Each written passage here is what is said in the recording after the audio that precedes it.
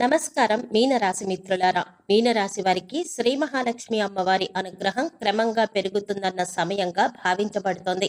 ఆర్థిక విషయాల్లో కొత్త అవకాశాలు కనిపించవచ్చు. నిలిచిపోయిన పనులు మళ్లీ ముందుకు సాగే అవకాశం ఉంది.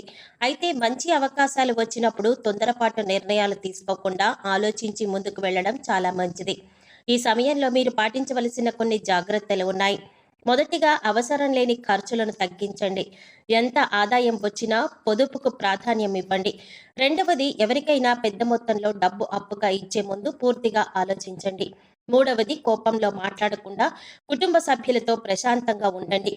మీ మాటల వల్ల మంచి అవకాశాలు దూరం కాకుండా జాగ్రత్త పడండి. ఈ సమయంలో మీరు చేయవలసిన దేవతారాధన గురించి తెలుసుకుందాం. ప్రతి శుక్రవారం ఉదయం లేదా సాయంత్రం శ్రీ మహాలక్ష్మి అమ్మవారికి తెలుపు లేదా గులాబీ రంగు పూలతో పూజ చేయండి. సాధ్యమైతే నెయ్యి దీపం లేదా నువ్వుల నూనె దీపం వెలిగించి భక్తితో ప్రార్థించండి. ఓం శ్రీ మహాలక్ష్మి దేవ్యై నమః అనే మంత్రాన్ని 11, 27 లేదా 108 సార్లు జపించడం వల్ల మనసుకు ప్రశాంతత లభిస్తుంది. అలాగే ప్రతి గురువారం శ్రీ మహావిష్ణువును స్మరించండి. మీనరాశికి శ్రీ మహావిష్ణువు అనుగ్రహం కూడా ఎంతో ముఖ్యమైనదిగా భావిస్తారు. తులసి దళాలతో పూజ చేయడం వల్ల విష్ణు సహస్రనామాలలో కొన్ని శ్లోకాలు చదవడం లేదా వినడం చాలా మంచి ఆధ్యాత్మిక సాధనగా చెప్పబడి ఉంది. సులభమైన పరిహారాలు: ఇంటిని పరిశుభ్రంగా ఉంచండి. ప్రతి శుక్రవారం పేదలకు మీ శక్తికి తగ్గ సహాయం చేయండి.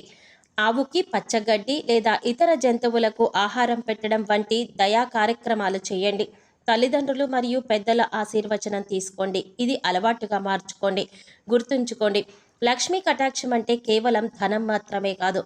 ఆరోగ్యం, కుటుంబ ఆనందం, మంచి అవకాశాలు, మనశ్శాంతి కూడా దైవానుగ్రహంలో భాగమే. అందుకే భక్తి, క్రమశిక్షణ, మంచి ఆలోచనలు, సత్కారాలు మీ జీవితాన్ని మరింత శుభప్రదంగా మారుస్తాయి.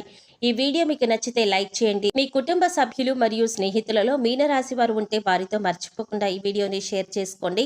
అలాగే ఇలాంటి ఆధ్యాత్మిక మరియు రాశి ఫలాల వీడియోల కోసం మా ఛానల్ను సబ్స్క్రైబ్ చేసుకోండి. పక్కనే వచ్చిన బెల్ ఐకాన్ నొక్కి ఆల్ సెలెక్ట్ చేసుకోండి. కామెంట్లో జై మహాలక్ష్మి అని రాసి అమ్మవారి ఆశీర్వాదాన్ని కోరుకోండి. ధన్యవాదాలు.